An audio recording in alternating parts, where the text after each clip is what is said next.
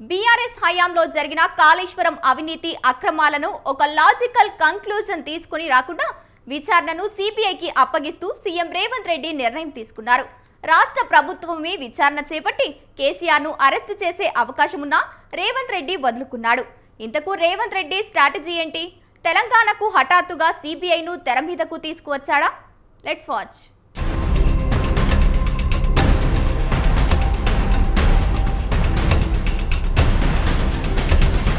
కాళేశ్వరం అవినీతి అక్రమాల విషయంలో విచారణను ఎందుకు రేవంత్ రెడ్డి వదిలేశాడు? రాష్ట్ర ప్రభుత్వం తరపున విచారణ జరపకుండా కత్తిని మోడీ చేతిలో ఎందుకు పెట్టాడు? ఇప్పుడు ఇదే చర్చ తెలంగాణ రాజకీయ వర్గాల్లో జరుగుతుంది. కాళేశ్వరం అవినీతి వైఫల్యాల మీద రేవంత్ రెడ్డి ప్రభుత్వమే స్వయంగా సిట్ లేదా సిఐడి విచారణ జరిపి లాజికల్ కంక్లూజన్కు తీసుకురాకుండా హఠాత్తుగా సిబిఐ విచారణకు సీఎం రేవంత్ రెడ్డి ప్రభుత్వం అప్పగించింది. పీసీ ఘోష్ కమిటీ రిపోర్టులో వెల్లడైన కేసీఆర్ ప్రభుత్వం అరాచకం, అక్రమాలు, అవినీతి, అడ్డగోలు నిర్ణయాలను సాక్షాత్తు అసెంబ్లీ సాక్షిగా తెలంగాణ ప్రజలకు వివరించారు. ఇక్కడతో తమ పని అయిపోయిందని రేవంత్ సర్కార్ భావించిందనే అభిప్రాయాలు వెలువడుతున్నాయి. ఇకపై విచారణను కేంద్రం కోర్టులో వేయడం ద్వారా దేశవ్యాప్తంగా కేసీఆర్ ప్రభుత్వ అక్రమాలను చాటి చెప్పే అవకాశం వచ్చిందని రేవంత్ రెడ్డి భావించారనే టాక్ వినిపిస్తుంది.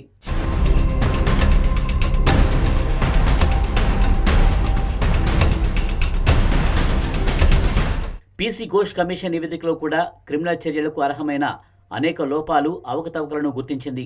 మరింత సమగ్రమైన దర్యాప్తు అవసరమని కమిషన్ రిపోర్టులో వెల్లడించింది. రేవంత్ సర్కార్ కూడా కేసీఆర్పై విచారణ జరిపి అరెస్టు చేసే అవకాశం ఉంటుందని అందరూ అంచనా వేశారు. గతంలో రేవంత్ను అరెస్టు చేయించినట్లే కేసీఆర్ను అరెస్టు చేయిస్తాడనే ప్రచారం కూడా జరిగింది.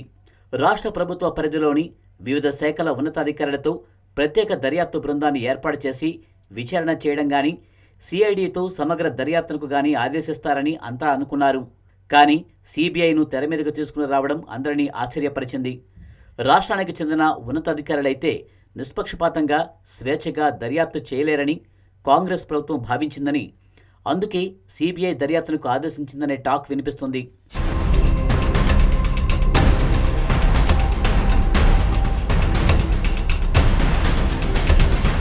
కాళేశ్వరం ప్రాజెక్టులో అంతర్రాష్ట్ర అంశాలతో పాటు కేంద్ర రాష్ట్ర ప్రభుత్వాలకు చెందిన వివిధ ఏజెన్సీలు పాలుపంచుకున్నాయి. వాప్కోస్ వంటి కేంద్ర ప్రభుత్వ రంగ సంస్థలతో పాటు పిఎఫ్సి, ఆర్ఈసి వంటి ఆర్థిక సంస్థలు కూడా ఉన్నాయి. అందుకే ఈ కేసు కేంద్రం చేతిలో ఉంటే సమగ్రంగా మరింత లోతుగా విచారణ జరిపే అవకాశం ఉంటుందని సిబిఐకు అప్పగించాలని నిర్ణయాన్ని రాష్ట్ర ప్రభుత్వం తీసుకుందని భావిస్తున్నారు. గతంలోనే కేసీఆర్ అరెస్టు విషయంలో రేవంత్ రెడ్డి కీలక వ్యాఖ్యలు చేశారు. కేసీఆర్ను తాను అరెస్టు చేయించనని, ఇప్పటికే కేసీఆర్ తనను తానే ఫామ్ హౌస్లో స్వీయ నిర్బంధంలో ఉన్నారని అన్నారు. తనది అంతా కర్మ సిద్ధాంతమని, కేసీఆర్ ఇప్పటికే తనను తాను శిక్షించుకుంటున్నాడని కాస్త వేదాంతాన్ని కూడా రేవంత్ రెడ్డి మాట్లాడారు. అయితే ఇప్పుడు రాష్ట్ర ప్రభుత్వం ఘోష్ రిపోర్టుపై సిట్తో సమగ్ర విచారణ జరపకపోవడం బీఆర్ఎస్కి అనుకూలంగా మారుతుందనే టాక్ వినిపిస్తుంది.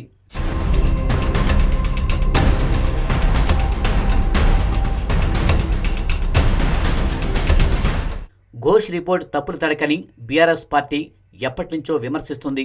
ఇప్పుడు రేవంత్ ప్రభుత్వం సిట్ విచారణ వేయకపోవడంతో బీఆర్ఎస్ చెప్పిందే నిజమని తెలంగాణ సమాజం నమ్మే పరిస్థితి ఏర్పడుతుందని రాజకీయ విశ్లేషకులు భావిస్తున్నారు.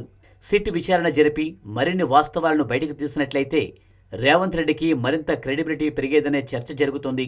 ఇప్పుడు కాళేశ్వరం అవినీతి అక్రమాలపై రాష్ట్ర ప్రభుత్వం చేతులు దులుపుకోవడంతో బీఆర్ఎస్ హయాంలో జరిగిన ఫోన్ ట్యాపింగ్, గొర్రెల స్కామ్, విద్యుత్ కమిషన్ అవకతవకలపై కూడా ప్రభుత్వం ఏమీ చేయలేదనే తప్పుడు సంకేతాలు ప్రజల్లోకి వెళ్తాయన్న చర్చ జరుగుతుంది. ఇప్పటికే కేటీఆర్ను ఫార్ములా రేసు స్కామ్లో అరెస్టు చేయలేకపోయారు. ఇప్పుడు కళ్ల ముందు కాళేశ్వరం తప్పులు కనబడుతున్నా కేసీఆర్ను కూడా వదిలేశారనే సంకేతాలు వెళ్లాయని రాజకీయ విశ్లేషకులు వ్యాఖ్యానిస్తున్నారు.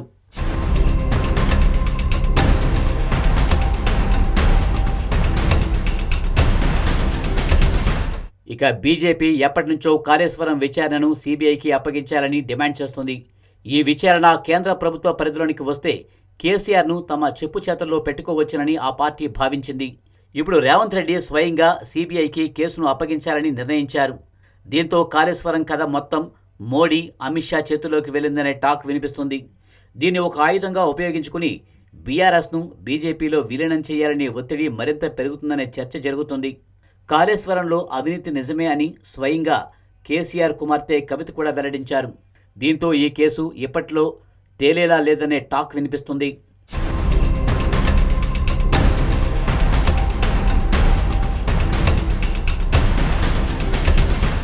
మరోవైపు కాళేశ్వరం అవినీతి విచారణను సిబిఐ ఎలా డీల్ చేస్తుందనేది ఆసక్తి నెలకొంది.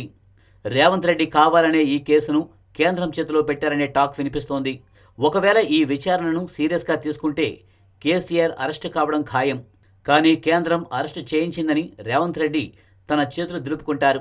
అదే విచారణ మందకొడిగా సాగితే బీఆర్ఎస్ బీజేపీ ఒక్కటే అనే విమర్శలు చేసే అవకాశం ఉంటుంది. ఎటు చూసినా సిబిఐ విచారణకు అప్పగించడం ద్వారా రేవంత్ రెడ్డి తన చాణక్యాన్ని ప్రదర్శించాడనే టాక్ వినిపిస్తుంది. మరి ఈ విచారణ ఎలాంటి రాజకీయ పరిణామాలకు దారితీస్తుందో వేచి చూడాలి.